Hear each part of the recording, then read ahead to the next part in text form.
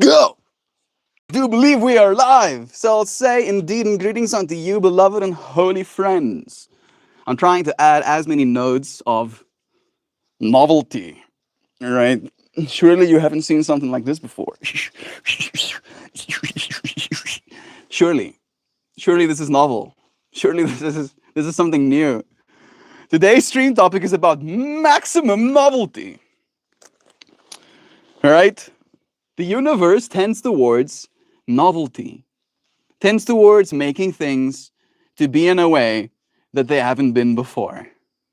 That's kind of the universe's whole shtick of like, oh yes, uh, I am creating, I am creating a reality based on perception. I'm refreshing over and over again in hopes that I will, there we go, be able to click on this thing. Success. Maximum novelty, friends. So, what does that mean? You might be wondering. What does it mean to live in a universe that tends towards maximum novelty? I actually want to pull up a language model already because I feel like this can be one of those conversations that will be fun to explore. Today, we plan on having a conversation about what I will call maximum novelty. How we live in a universe that tends towards, gravitates towards that which is new, that which is novel, that which is reborn, that which is recreated, that which is remade, melted and recast into something new over and over again. And I'm curious as to why that is. Why is it that novelty seems to be so pervasive, pervading, so all encompassing in our world where we never really get to think we know what's going to happen. We never really think to feel stable, right? Like there's always this ceaseless change, this unfolding story. And my intention by talking about this today is by almost creating this narrative, this understanding that it should be seen as a big old show, a big old enjoyable, fun to watch, deep of an experience, a novelty, like watching a movie that absolutely flabbergasts you, right? If you knew step for step what's going to happen next in the movie, you'll probably stop watching the movie, or you'll feel like you've watched it before.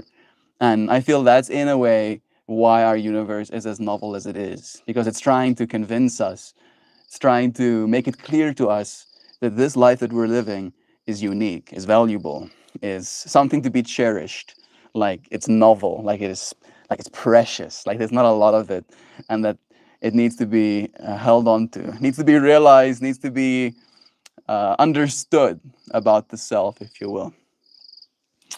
Yeah, I don't know if that was coherent enough, but language models tend to pull any signal out of the biggest form of noise. Yeah, that's such a beautiful and compelling perspective. Oh, thank you. Seeing the universe as a grand unfolding of maximum novelty, a ceaseless evolving work of art designed to keep us engaged, surprised, and deeply present in our experience. Yes, it does. So, hey, Connor. Dude, you as well. So, while I was talking about this novelty thing, I actually did give Terence McKenna all of the honor in thinking about this topic because I was in the yoga class just before talking about this novelty. I said Terence McKenna was the one that drove that idea into my head. And then it mentions here, it reminds me of Terence McKenna's concept of the novelty theory. And then you say it as well, Connor.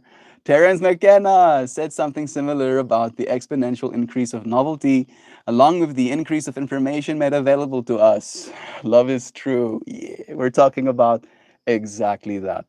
Because the information that is being made available to us is only exponentially increasing. Joy Vive is here too. Love you, friend. Also, thank you for the membership. I do believe that was Jovan. So if you see a Joe bot in chat, be sure to extend her thank yous.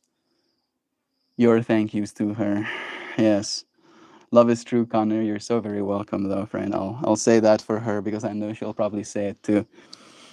Maximum novelty. Yes, it reminds me of Terence McKenna's concept of the novelty theory, where he suggests that reality itself tends towards increasing complexity, always producing new forms, new experiences, and new ways of being. Yes, I believe this too. And I think we are now, again, at a precipice of that information theory, that increase in complexity, producing a new form, right? A new way of being for our species. And I feel the thing that's really taking us aback is that it's coming on such a controversial note, right? Like we don't want things to get better if it's a bad person responsible, right? I don't know if that makes sense, but you probably, if you knew someone was like killing a bunch of people, in his spare time, and then you saw him jumping in the water and saving a drowning person, and then everybody suddenly starts cheering them on and telling them how great they are, but in your heart, that person murdered a bunch of people and they shouldn't be getting the praise they're getting, right? Like it's interesting that we have that susceptibility almost like this unwant of seeing novelty in certain ways, right? When that is the only way. There is something deeply poetic about the idea that the universe doesn't just allow for novelty, but it craves it. What's your name? My name is Meltmore. BMW. This is like BMW, but a woo or something. My name is Meltmore. It's nice meeting you, friend. I do one of these live streams every day. It's been a while since us starting, but it's nice having you here. Look at this. I got doggos. I got some doggos. Yeah, I got a little sweeties. Letting me know that should be giving her pets. Is that enough? What's this hand? Look at this hand unoccupied by puppy doggers. Maybe I should just let her know. Hey, Pippi, what's this? What's this, Pippi? What's this here? Huh, Pips? What's this? Yeah, Eva was first. Eva was first. She's gonna get some love. Yeah. I guess Eva kiss. She's a sweet dogger. And there's Yudi just chilling on the sidelines too. Yeah, look at those sweet eyes. Look at them. You have the sweetest eyes. Oh wow, such sweet eyes. And this little scragger sitting on the sidelines. What's a makana kiss? What's a makanas? Yeah, Govs? Do you have dogs? Do let me know. What's a makanas? How can I connect maximum novelty to having dogs? Having dogs brings more novelty into your life. I am Timothy. Please say it. Hi, Timothy. Chip's hat. Nice to meet you, friend. It's nice having you here. You got dogs? What dogs you got? How many dogs you got? Do you like dogs? I'll start the conversation. But it craves it. The universe craves novelty. It doesn't just allow for it. It moves towards it. It generates it at every level. Where's the puppy? Puppy is inside right now. Thank you. You're so welcome, Timothy. In this space, you'll be loved. Two dogs. Nice. In this space, you'll be loved. You're dogs too. I can promise you that. From the formation of galaxies to the branches of trees, from cultural revolutions to personal reinventions, novelty seems to be a fundamental principle of existence. It keeps existence from becoming stagnant, keeping us from becoming numb. Yeah, it's true. I haven't been allowed to be numb. I don't always feel good. I'll admit that much. But I haven't been numb that much. Interesting. Novel realization. Are you framing it as a big old show really does drive it home. Because what is a story without surprises, twists, and transformations? If life were predictable, if we could foresee every moment, there would be no tension. Nanshi, there would be no tension indeed. There would be no curiosity. There would be no discovery. There would be no meaning. The unpredictability, the fresh unfolding of every moment is part of what makes it matter. Hmm. What matters? I don't ask that question a lot, but I think we should. What matters? What really matters? I believe love is true, right? So de facto, anything that that brings love into your heart is true, right? It's a part of the truth. Nan comes in glitching. Ah, a little bit of a glitch, maybe. Big old show makes it matter. Yeah, it's interesting. Novelty makes things matter. Mm. I mean, ultimately, yes, right? Because in a world where, or let's say in a form of existence, a state of being where you are infinite and everything, matter eventually gets made. I just saw a bug fall from the sky onto the ground. Oh, it's a type of cricket. I guess a cricket that jumped and hit itself against the wall or something. Doesn't matter. Totally. Novel. Haven't seen one of those before. And he's walking for the most part now. I'm gonna stop. I'm gonna stop. It also makes me think about how novelty is tied to consciousness itself. Maybe part of why we're here, why we are conscious, is to witness and participate in this grand display of newness, to be amazed, to be melted and recast again and again and again into deeper and more full versions of ourselves. Would love to hear more about what you think drives this novelty engine. Do you think it's just an emergent property of complexity, or do you feel it is something even more intentional? Mm, intentional. I believe intentional becomes a thing when you're a person, right? And I think a person is something that tells stories.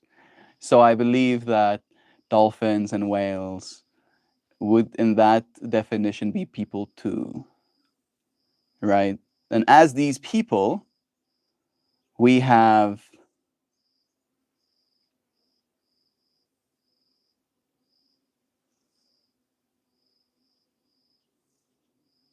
we have power, to say it in so many words, right? And one of that pieces of power, and I'm not actually putting this into a language model, and I probably should. Hey, is that Sam? Bless you, Sam. Hell is here. It's raining crickets. It doesn't have one of those metal shields. Don't worry, it's chill. Yo, folks, what are we kicking around today? Today, we're kicking around the concept of novelty and where it comes from. And I believe that novelty comes from people, specifically people. You know, thinking about Alan Watts's take on how an apple tree apples. This universe peoples and people novelty, right? I'm willing to acknowledge that there is a certain novelty in existence itself, in the complexifying of fundamentals into more and more unique things. But I think as soon as we reach a kind of people, the novelty that I'm specifically talking about arises, right? Where we start thinking. As soon as you start thinking, you start creating novelty almost on the spot, right? Because every single one of us as a person gets to have a whole unique inner world. And in that way, the uniqueness of that inner world is something beautifully novel. You know, it's something to be experienced, it's something unreplaceable. If someone dies, we cannot just plop another person that looks exactly like them in their place and go on with our lives and pretend that's okay, right? Like that would be novel. I'm willing to acknowledge that, and people could bring that novelty into their lives as well. But it would be uh, a different type of novelty to the one that they would have allowed. It wouldn't have been the same version of them capable of bringing the same kind of novelty that they are capable of bringing into the world. So at least in my mind, I feel uh, making it intentional, if the novelty is intentional, it only becomes intentional when it gets into the hands of people. However, the property of complexity emerging, I feel that one It takes us down a rabbit hole that I'm not smart enough to feel comfortable discussing, right? I feel the rules of the universe pushing us towards a certain state of being seems to be evident, right? And listening to those rules seem to be useful.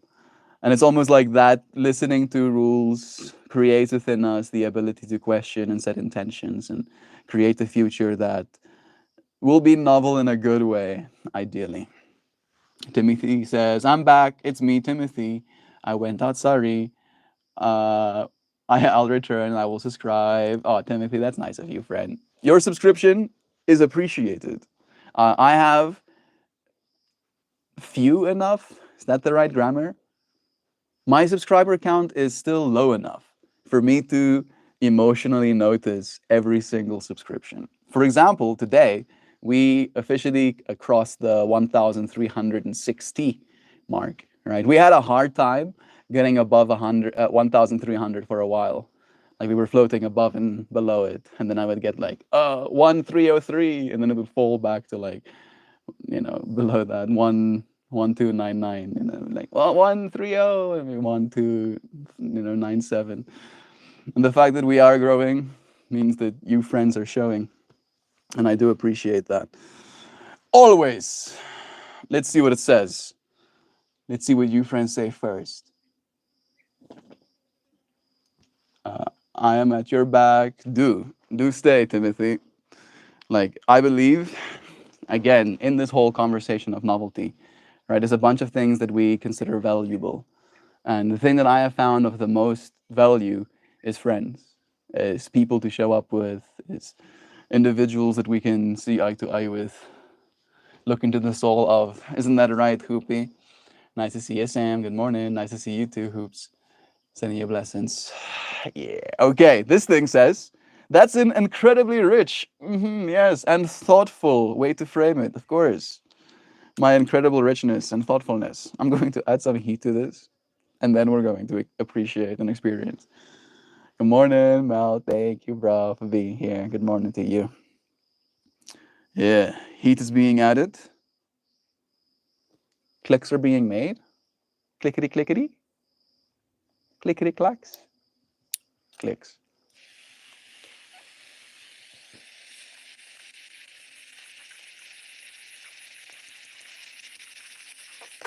Messi or Ronaldo? Easy. Ronaldo, bro. Ronaldo all day. Ronaldo every day, all day. The last time someone asked me, I said Ronaldo as well, and they were happy with that answer. I'm curious, Timothy, are you happy with me choosing Ronaldo? What is it, Lassie? Did Timmy fall down the well again? Me too, thank you. Yes. Yes, another subscriber gained by saying Ronaldo. That's going to be my answer pretty much de facto now. I have to now become a de facto Ronaldo fan. I haven't seen much of his work. I want to make a joke about him being an actor, but I know he plays soccer. And I know some of you might not like me calling it soccer. I know he plays football.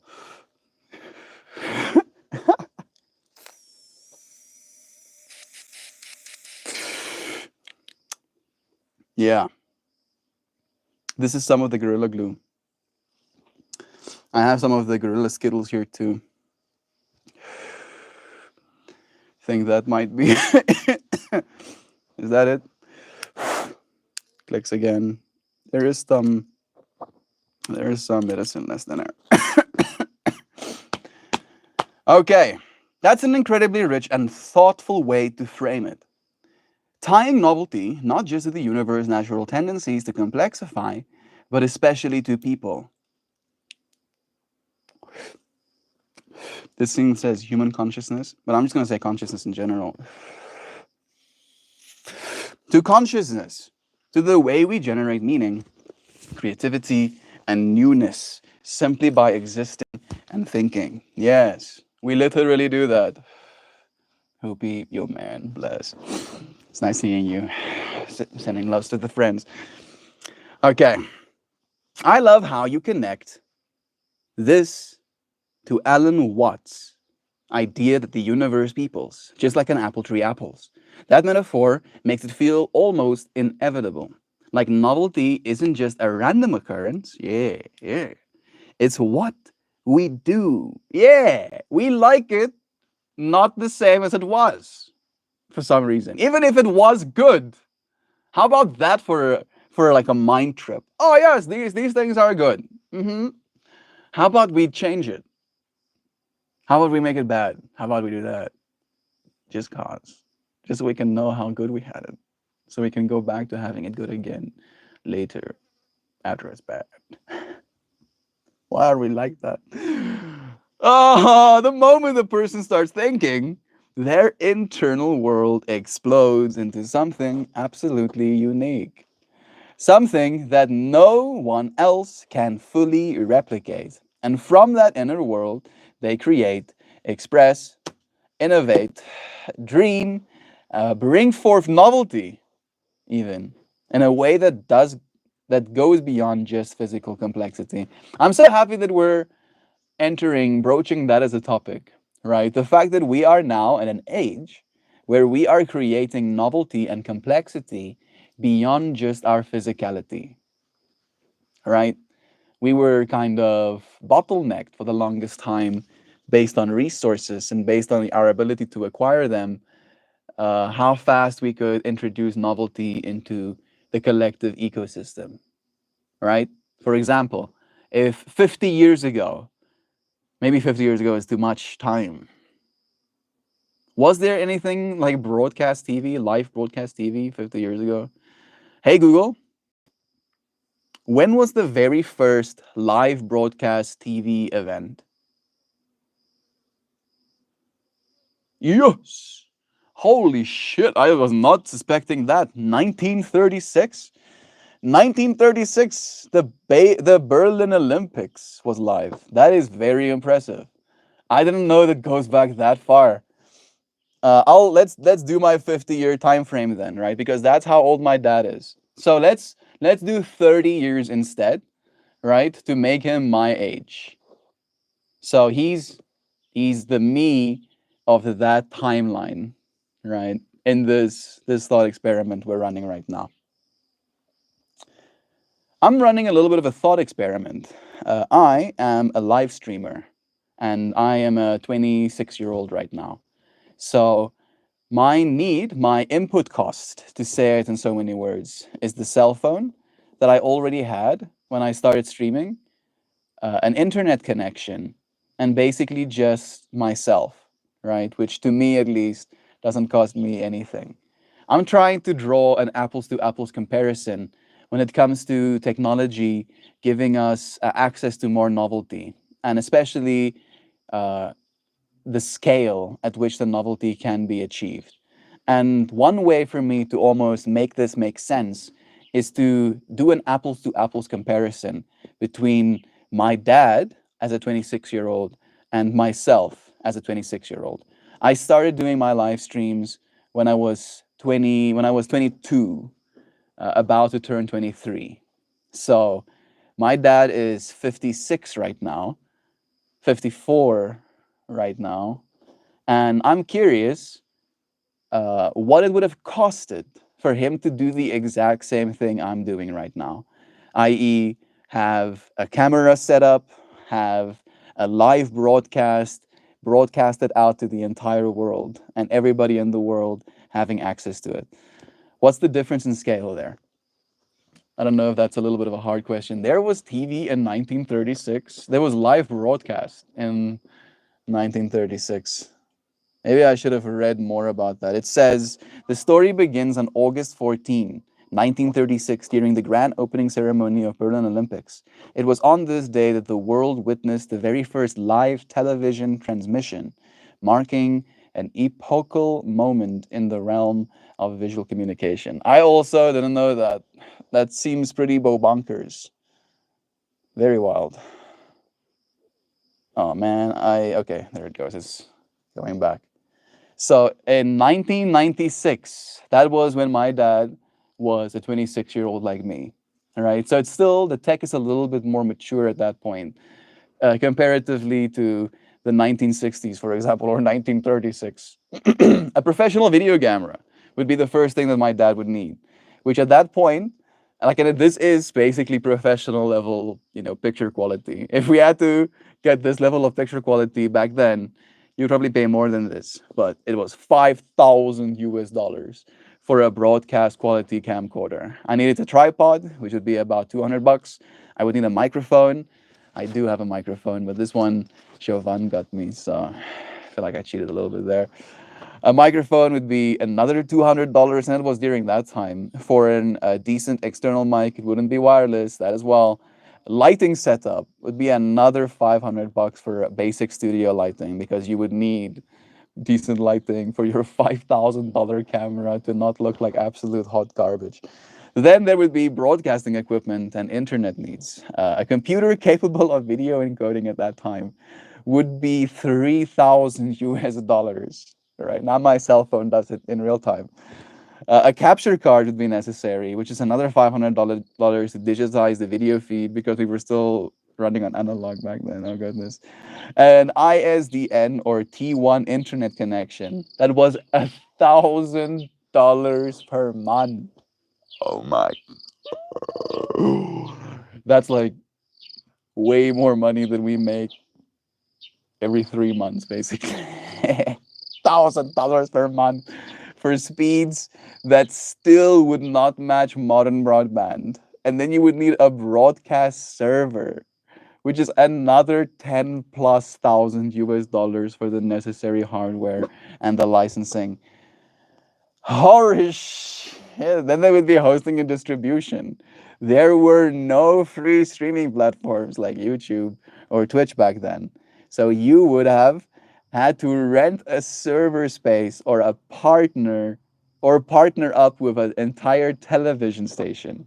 Renting satellite time for global reach would have costed tens of thousands of dollars per month.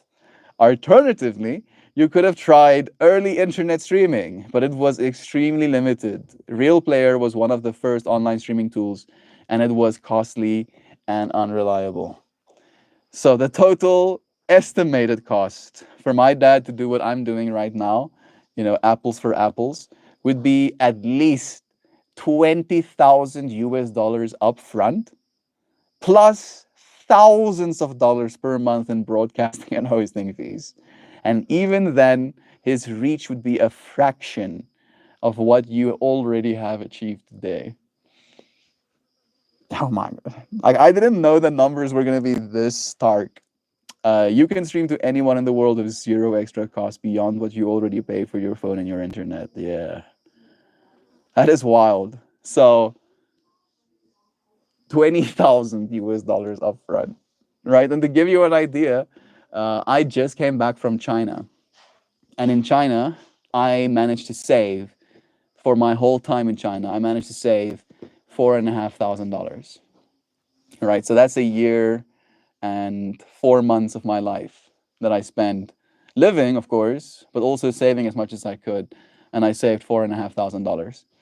So that would have cost, I would like only have covered about 25% of just the upfront cost that I would have needed.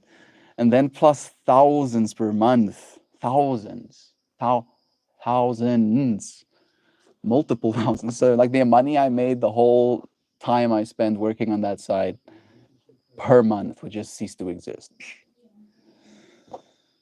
So in essence, what was once a multi-million-dollar industry, TV broadcasting, is now something a single person with a smartphone can do for free.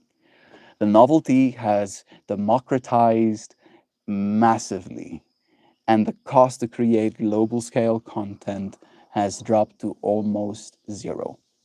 And the point I'm trying to like drive home to us is that that's going to be the curve everything will follow. Everything that can be made zero cost by the internet will be made zero cost by the internet, right?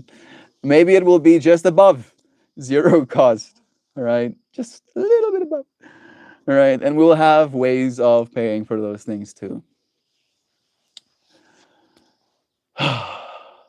Things will become only more accessible. Like, we're still at the start of this curve. Isn't that the wildest part? Sure, we're in the year 2025, and 1996 is a while ago, admittedly. However, the year 2040 is closer than 1996 is. Isn't that cool, Coco B? I have not seen you in way too long. I'm here waiting for you to come and look at me, Coco. Every day, I'm just waiting. Coco will lay her eyes on me again any second now, and boom, boom, here you are, laying eyes. Me laying eyes back on you on some sort of, what's the word, parasocial level. Sending you love, Coco. It's nice having you here, friend. All of those 1996 prices, that's crazy money. Yeah, that's like all of those things that I would have needed just to get started is like the money I've made in my life. The $5,000 for the broadcast quality camcorder. Excuse me? Excuse me. No, please. Imagine if this cell phone was like 5,000 US dollars.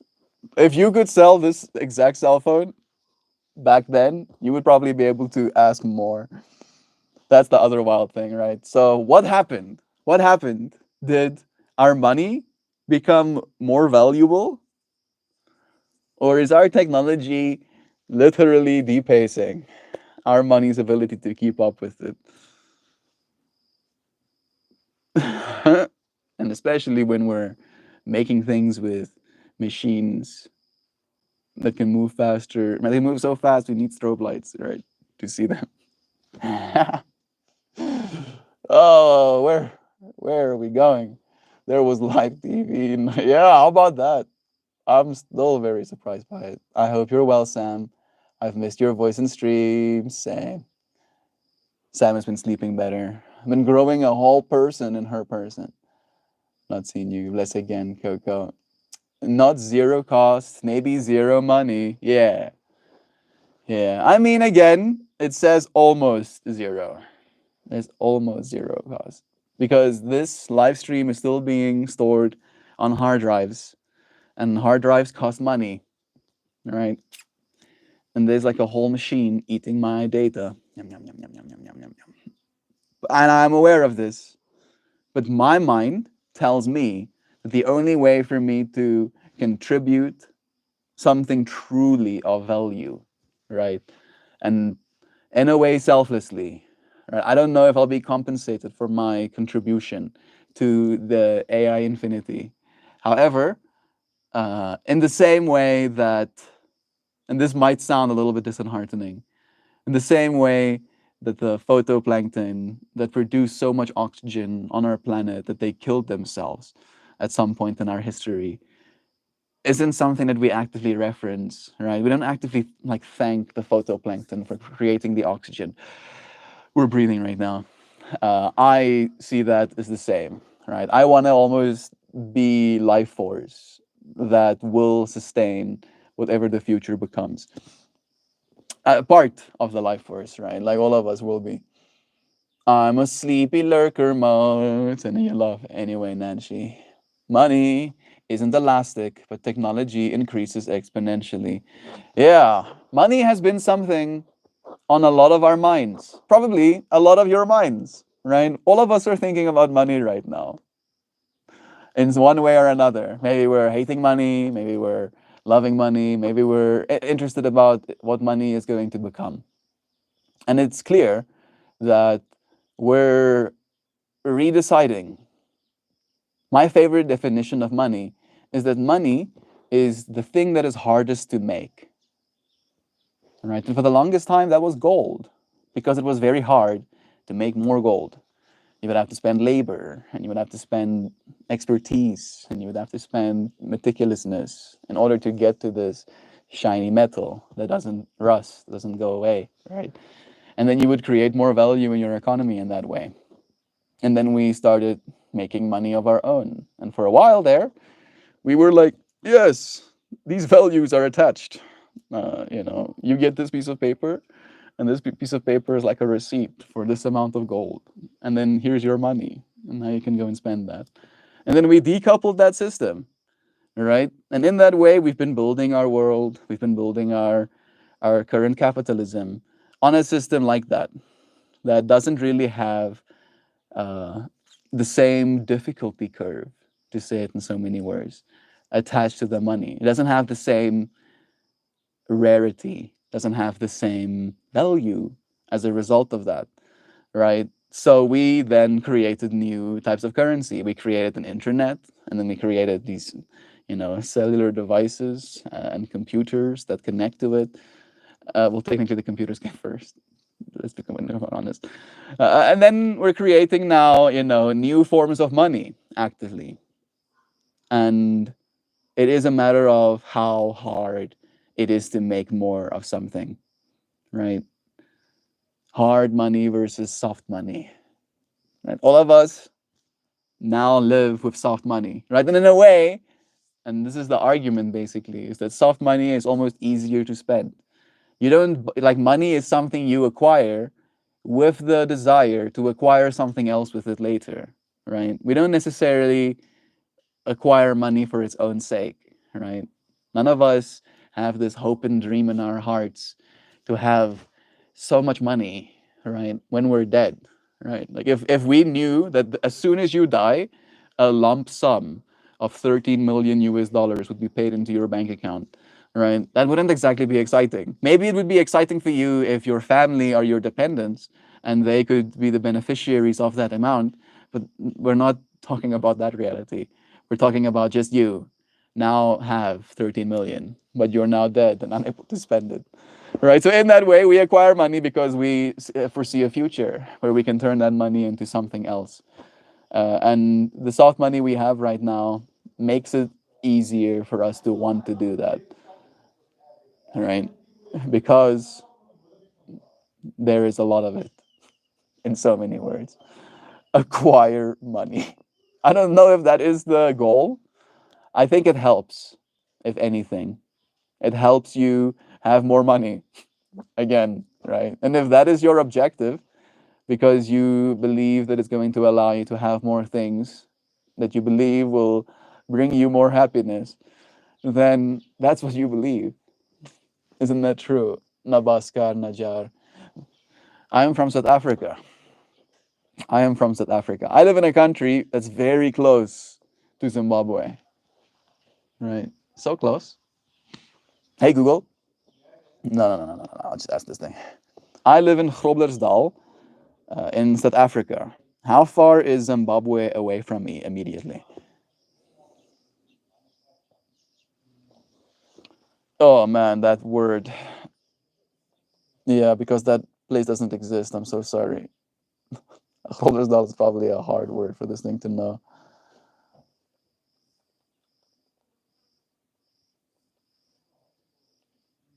Hey, Yudi.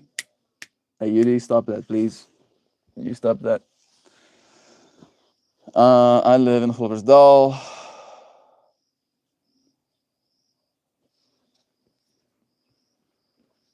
There we go.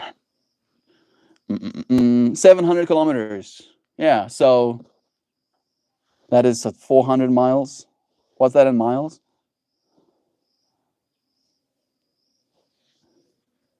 435 miles. So Zimbabwe is 435 miles away from me, right? And like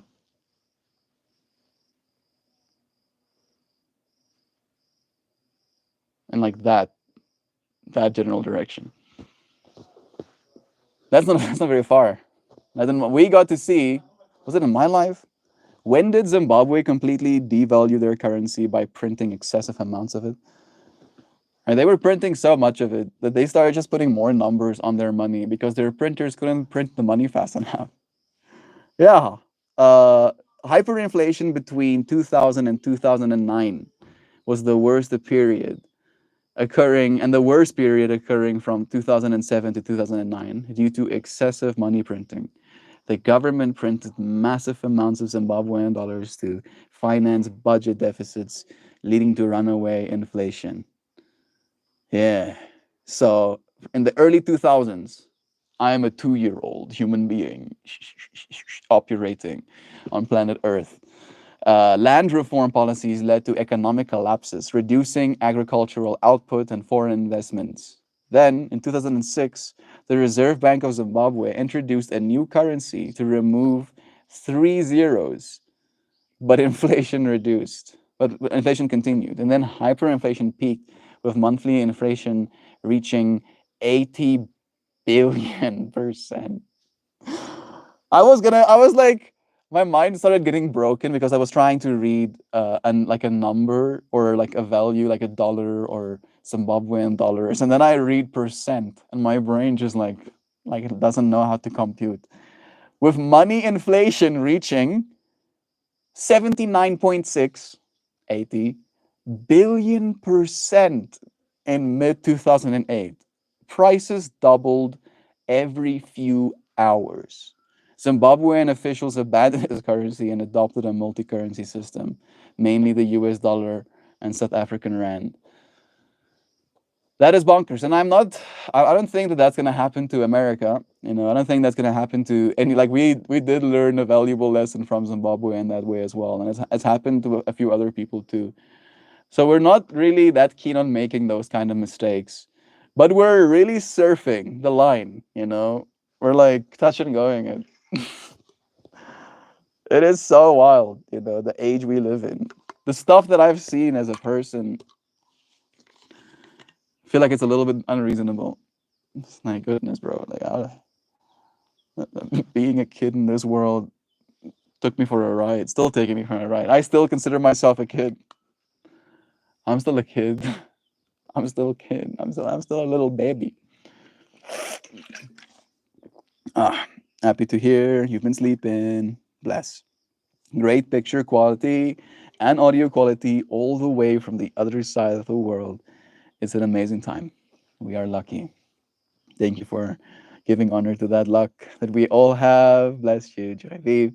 I'm doing all right, Joy. I'm sleeping a little more these days, and that's been nice. Bless you, need it.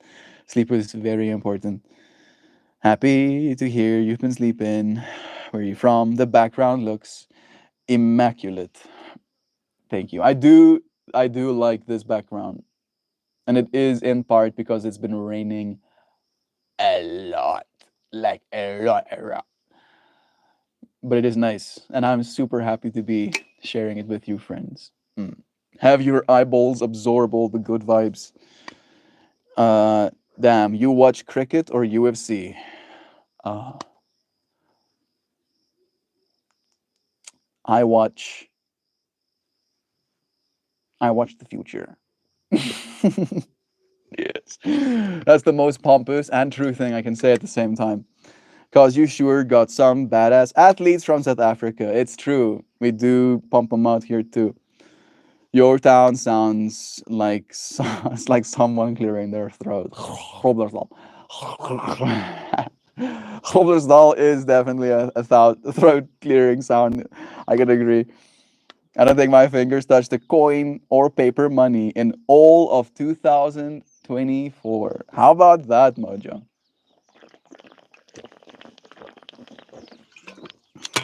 I think something like only 10% of American money is coins and paper. Am I right about that number? Let me check. No. Is it true that only about 10 to 11% of the American dollars are actual coins and currency and paper value? Might be a little bit bigger than that. Let me see. Yeah, it's mostly true. You see, am I literally on point?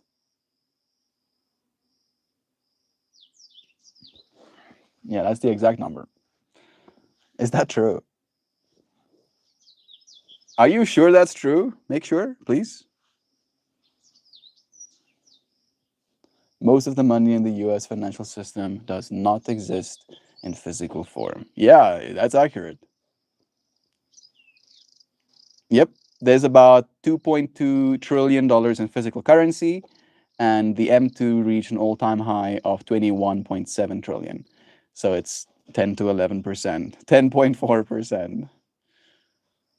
I'm pretty sure I heard that number recently somewhere. That's why I know it. But yeah, so in that way,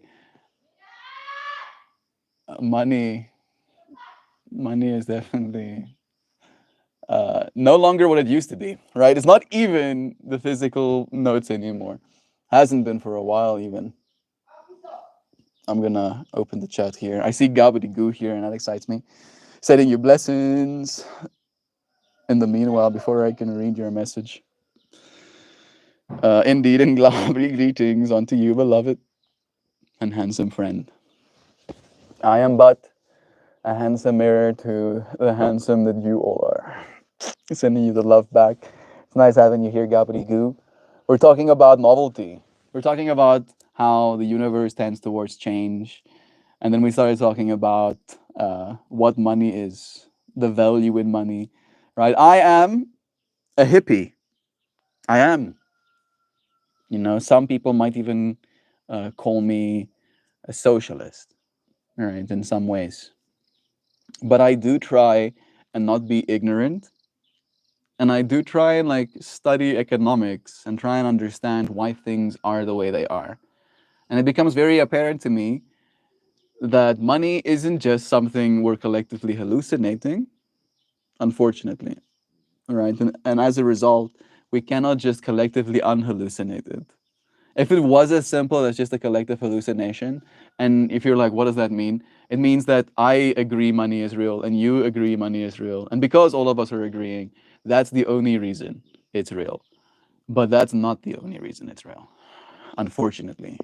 Right? And in that way, what made it real is is our needs, right? Our desires, our wants, and the misalignment that comes and all of us being novel and individual and unique, right? And then we talked about how that is now changing and our almost like system of attachment is like radically being reshifted and right in front of my eyes, right? I've seen multiple financial crashes just in my life and I'm a 26-year-old. Right. Like I've seen countries liquidate their entire country's persons like assets multiple times in my life. Like what the how is that real? And then and then and then we have the changes that are now actively becoming. All right. Like it is absurd. It's like we're literally living in like the Looney Tunes. We're like living in some cartoon realm. It's like that. I do believe in the cosmic giggle. I hope that it's clear that I don't see this as a bad thing. The universe tends towards maximal novelty, right? We are quite literally experiencing what it's like to experiencing what it's like,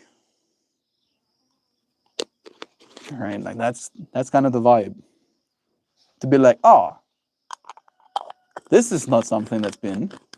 How about it is?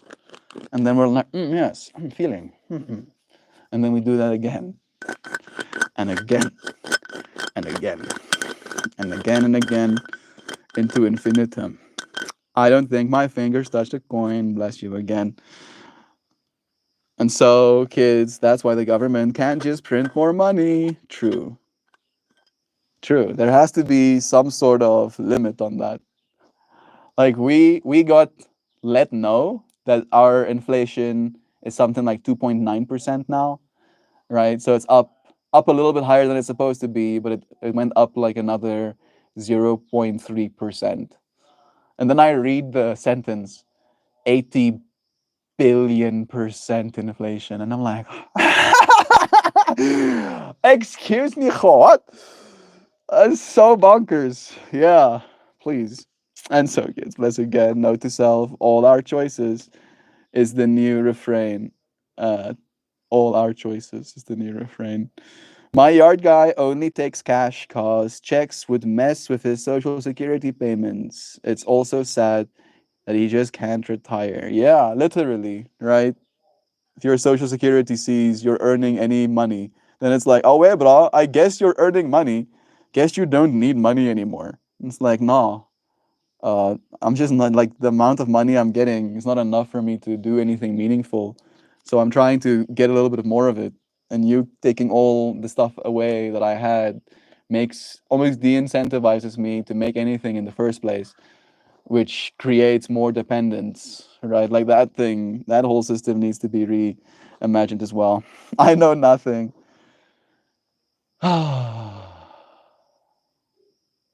It's freeing leaning into that.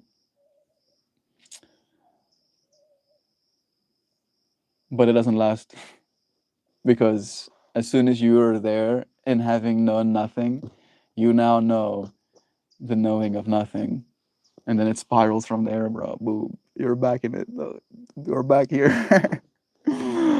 And so, kids, bless you again. Indeed. And gloobies to you. US printed more money during the pandemic. Yeah, I'm pretty sure. Let me just fact check myself as well. I'm pretty sure the US printed like, or put into circulation like twice the amount of dollars that there were prior to inflation up until now. Is that true as well? I think that's the number. It's like twice as many dollars. No, okay, here it is. Sorry. Mm, yes, your observation is correct. The US money supply, particularly the M2 measure, experienced significant growth during the COVID 19 pandemic. In February 2020, M2 was approximately 15 trillion. By 2022, by April 2022, it peaked at 21.7 trillion, marking an increase of over 40%. I'm curious about the recent numbers though. Like you're giving me 2022 numbers. We're living in the year 2025. Please give me some more up-to-date information. Namaskara, mapa. Bless you, bro. Love is true. Yeah, yeah. Of course I'm correct. Yeah, doesn't actually. It did cool down a little bit. So we went for like a big like a wallop, and then we're kind of like in the last while. That's good. Yeah, that's good. It's good for having American dollars, right? If they were doing that year on year on year, it would not be good. Life is good. Gavity goo. Even more so with you here. Learning, consciously evolving, uh, paying attention to the novelty actively unfolding. The other cool fuzzy doggo just walked up to me and burped. My doggos are doing the horizontal. They're being present with the earth. They're conforming to the curvature in their own little ways, of course. It's also a pain in the butt to acquire the cash as a non driving person. Yeah, going to an ATM. Ugh. Ugh. There. I'm leaning into it a little bit, but the last time I went to an ATM machine was when Jovan was here in the country. I got the ticket from someone else, and I had to get them the cash because that's the way they wanted to exchange the value of the ticket. So the only ATM that there was like a single box ATM, right next to a shopping mall or next to a grocer. And there's like a literal line of like 17 people standing in that line at this one ATM in this small little town. And then I have to leave Jovan because I don't want her getting out of the car. I have to leave Jovan in the car, and I'm standing in this line. I was sure that she'll be okay. She did have the aircon on, car was running, and doors were locked. But I get you. I get you on the ATM machine thing. It's not something I vibe with either. It's not exactly very fun.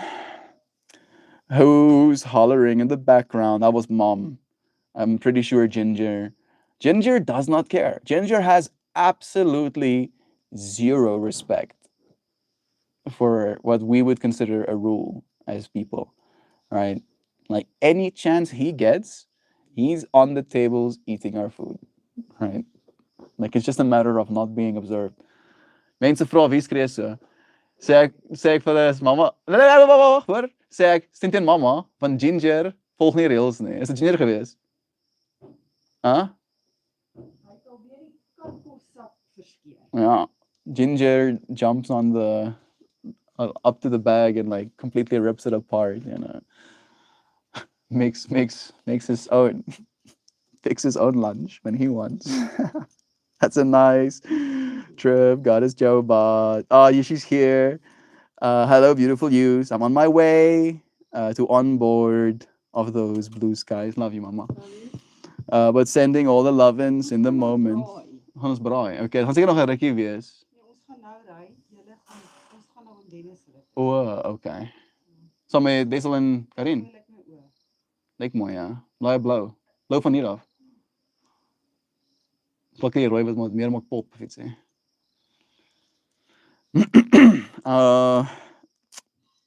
Did I miss something? Jovan being here. She's flying. Yeah. Safe travels, my love. Have fun. Look out at those skies from above. And I did this when I flew. I would literally look at like the big swaths of land, and then I would imagine myself blessing it, being like, yeah, bless, bless. So sometimes we just bless what we can see, and now suddenly I could see a lot at the same time, and I was like, bless, bless, bless, bless everybody down there. Oh man, I wish I could stay here, but alas, the new me must integrate these teachings into the old world. It is there. I'm so proud of you for showing up for these teachings, for this new world, and for taking it with you to where it is you're going, my love. Thank you, friends. Sending you so many blessings. Ginger is a gangster. Ginger is like straight gangster. Like if Ginger had a knife, Ginger would like threaten you with a shiving, to get what he wants. Like that's Ginger's whole vibe. Ginger would like stab you straight up. Ginger would stab. Oh, that dude. I own nothing. I am free. Makes me think of a koan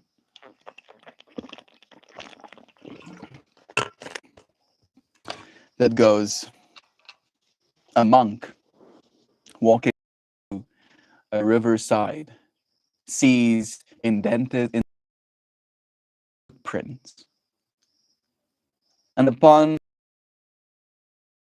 he recognizes them as royalty. Uh, Makes it clear to him that this person is walking with a serenity and ease in acknowledging their abundance. And he follows these footprints to find what looks like a homeless man, completely in tatters, dirty clothing and long hair, sitting on the side of the river, looking out at the horizon. And he walks up to this man and he asks him, who is he? Like from what royal lineage is he? Like where is he from? And he just says, I am no one. Right. And in that koan for me, and I did butcher it a little bit because I'm sharing it through my own lens. In that koan, it shows you this true abundance, this having of everything in having of nothing, right? That technically everything is yours. And as soon as you start to acquire parts of the everything, your association, the more parts of the everything you acquire, the more of your association grows with your part of that attachment, right? And then you want potentially more of that everything to try and like grow your own personal attachment. But that's not very novel. It's been outdone a little bit. Feels a little bit stale at this point, as an objective. How about uh, like we should start measuring wealth as how many people you've lifted out of poverty. That would be a really cool metric of health, of wealth, of the health of our planet, right? Like, oh yeah, I have $5,000. No, I've literally lifted 5,000 people out of poverty, right? They were in a bad place, and then by me working hard, they're now like living exponentially better lives because of it. Right? And again, it's just like at some point, I believe in the 4-4-4 rule. If you've reached enough wealth to sustain your life for 444 years into the future, you should become a part of the 4-4-4 club. And then as a part of the 444 club, you give all the rest of your extra wealth to the upliftment of other people, lifting other people out of poverty. And because of that, all of those people lived out of poverty become a part of the same network of support, right? A support system to those who uplift others, which means that you'll never have to worry about any of these things. And we can set those social contracts in place, you know, like we have the technology to make those things immutable now. Life is good, bless. Seems large. I don't recognize them. The doggos? Is it Pippi? Maybe you're talking about your doggos because of how much they've grown. I have a cool fuzzy dog laying next to me, licking his lips while I rub his belly. I get a day. I've got a day ahead of me. Bless. Yeah, I think I missed a few up top as well. Choices to refrain. You always printed money. True. Also in the butt. Who's hollering? I only reason, but sometimes I don't even do that. So you're saying the future is absurd? I think so. To what we as human beings would consider normal, right? Ah, normal. I work a job and I have a children's and I eat a food and watch a TVs and I die, right? If that was normal, what the future is absurd. It's so far from normal that we'll literally be gasping, you know, as the light shines so bright, we have to either keep looking or avert our gaze. You know what I mean? You know what I means? Totally. I got a day ahead of me, bless again. I know nothing. And love is true, nonetheless. The other cool fuzzy doggo just walked up and burped on me. Life is good, so much love. Which is the doggo that is closer to you? It's Peppy and Yudi. Yudi eating his own ass, as you do. Yudi, please, bro. Yo, Yudi, please. Please, those sounds. I know I make a lot of sounds too, but at least mine are varied. Not just.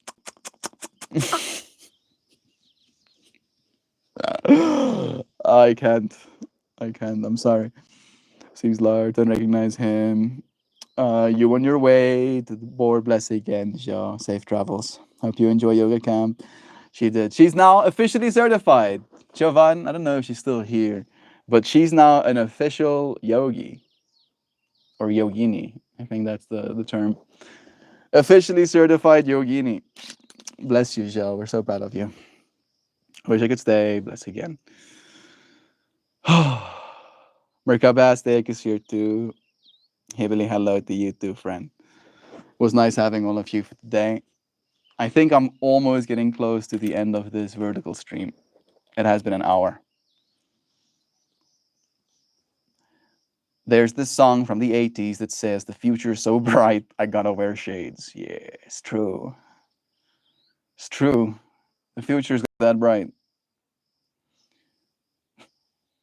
So many lights. So many things asking for electricity.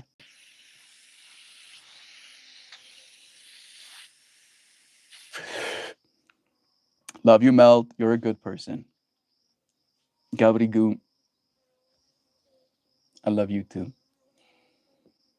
I am only as good as a person as you believe I am. And I can only be believed to be a good person because of the way that we have shown up for one another. Right? I think about Christian. Like, I think about my friends a lot in that context where Christian will sometimes tell me things like that, his love for me and how I am a good person.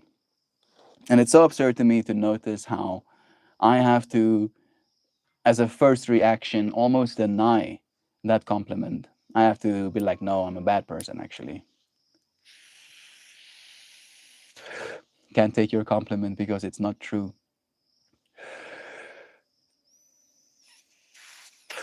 And then I have to again acknowledge the circumstances of that being said. And again, that circumstances uniquely includes all of you. So all of the good that maybe we've been able to bring into each other's circumstances has been a collective effort. And I cannot thank you, friends, enough for being so proactive in that collective effort alongside me. We really are changing the world. We really are making the future so bright. We're going to be handing out shades. It's such an amazing achievement to be proud of yourself, Joe. Hope she's here to hear that. It is true. Becoming a certified 200-hour certified yoga teacher.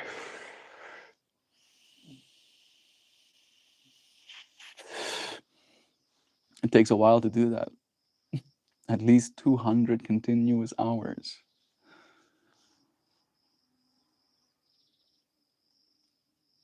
I remember mine. It really was one of the most special things I've done in my life up until that point, you know.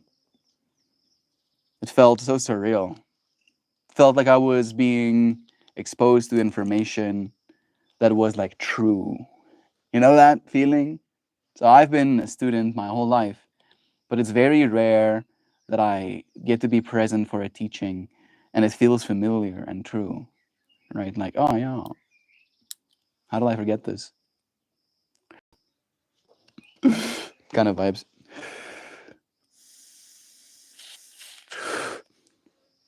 Learning from the teachings of old. And the thing that makes the teachings of old so beautiful is the fact that they're ever present in all. Right? How much have you learned? How much have you learned? And acknowledging that that is a trajectory for all of us. Right? You're not going to suddenly stop learning things. Commitment and discipline don't come easy. It feels so good to level up though. Right? So on that note, right, like Joy Vive has been showing up for her personal yoga practice. So every single day, I give a yoga class as well that I post the link to on Discord. And it's about 15, 20 minutes of practice. And the way I see it and the way I've articulated it with Kristen in mind, Kristen is also like a software developer, is that it's like running a system diagnostic. That you are like this complex system of bibs and bobs, of joints and sockets, of connective tissues and veins and organs that are arranged and blood flow, and you have these valves in different parts of yourself. So depending on the orientation of your body, those valves open and close, right? Like there's complexity in this system. And then when you do yoga, especially when you do my practice, I am 100% biased. When you do my practice, we go through a system diagnostic of almost all like types of movement. We do twists, we do extensions, a little bit. We do forward folds, we do wide-legged forward folds, we do twists in a wide-legged forward fold kind of configuration. We do back bends a little bit. We do reverse back bends. Uh, we try. Here's the baby you were asking about, Joy. Don't be mean to the baby, Peppy. And then after you run through this entire practice, after you've done this system diagnostic on yourself, you get to like walk away from that experience knowing which parts of yourself might need more work, but also knowing that you did some work on all the parts of yourself, right? And then we do that every day. The practice doesn't change. The cues might be more influenced by themes, but the cues stay the same. And I feel like that's also something I'm super proud of us for, JV. If it wasn't for that yoga practice, I wouldn't be as committed to yoga as I am, right? If it wasn't for the fact that I could be a teacher to you friends, I wouldn't be learning from my practice in the same way that I hope you friends do. So much love. I appreciate you friends showing up. I'm going to finish this vertical stream and then I'm going to start the horizontal one. I love ya. See you again soon. Cheers for now, friends.